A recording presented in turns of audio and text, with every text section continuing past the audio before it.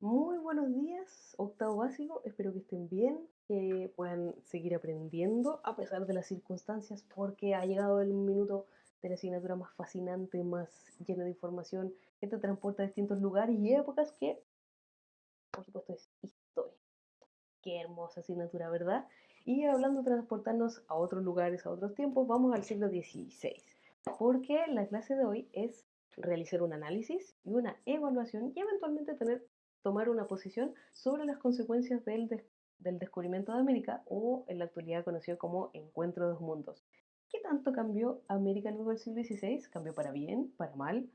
¿O cambió y no puedo ponerle un rótulo? Eso es lo que tenemos que entender.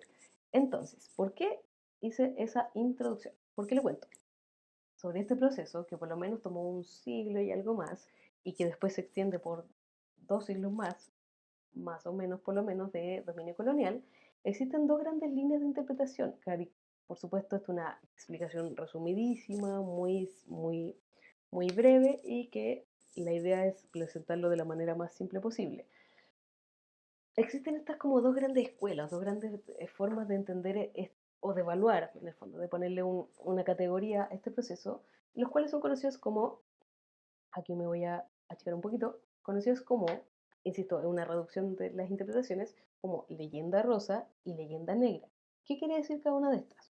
Según la vereda que tú estés, de la leyenda negra o la leyenda rosa, vas a enfatizar los aspectos positivos del encuentro, choque o desencuentro de estos mundos. Puedes decir, en el caso de la leyenda rosa, pues lo que mejor que le podría haber pasado a los territorios americanos fue que se encontraran con los españoles, porque mira, trajeron tecnología, trajeron la nueva religión, trajeron otras nuevas instituciones mucho más modernas, se contactaron con el viejo mundo, etcétera, y van a, en cierta medida, a poner en un lugar más pequeño todo el tema de los abusos cometidos por los españoles o portugueses o ingleses, según corresponda al caso de estudio. Por otra parte, y en punto contrario, aquellos que ponen como más énfasis o más relevante o más representativo del proceso, la parte más violenta, más brutal del proceso, van a estar entonces de la vereda de la leyenda negra. ¿Cuál es mi posición en lo personal? Ninguna de las dos evidencia la complejidad y la profundidad del proceso.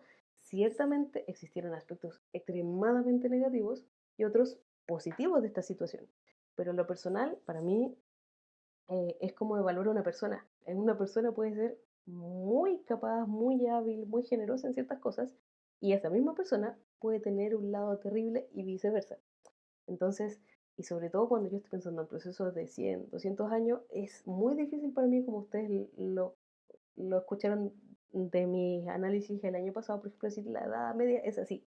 Es difícil porque es lo mismo que categorizar o caracterizar a una persona. Entonces, ¿cuál es la gracia de estudiar la historia y de estudiarla de la manera más profunda posible? Es que pueden elaborar sus propias opiniones. En ese sentido, ¿qué es lo que tenemos que saber? Como una conclusión que sí podemos llegar sí o sí, y sin quizás hacer lo que se llama juicios de valor bueno, malo, positivo, negativo, negro, rosa, es que sí o sí, luego de este proceso de encuentro, de colonización y de independencia, pero sobre todo en estos primeros 200 y 300 años, se forma una identidad mestiza. ¿Qué quiere decir?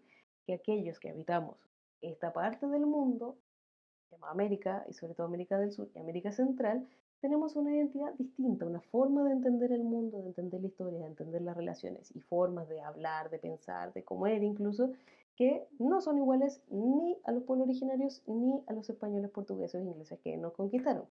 Eso es como el gran concepto que se usa sin tratar de tomar un bando. Ahora, los detalles de las consecuencias desde el punto de vista demográfico, económico, social, político, económico, es lo que tú tienes que averiguar y, por consiguiente, formarte tu propia opinión.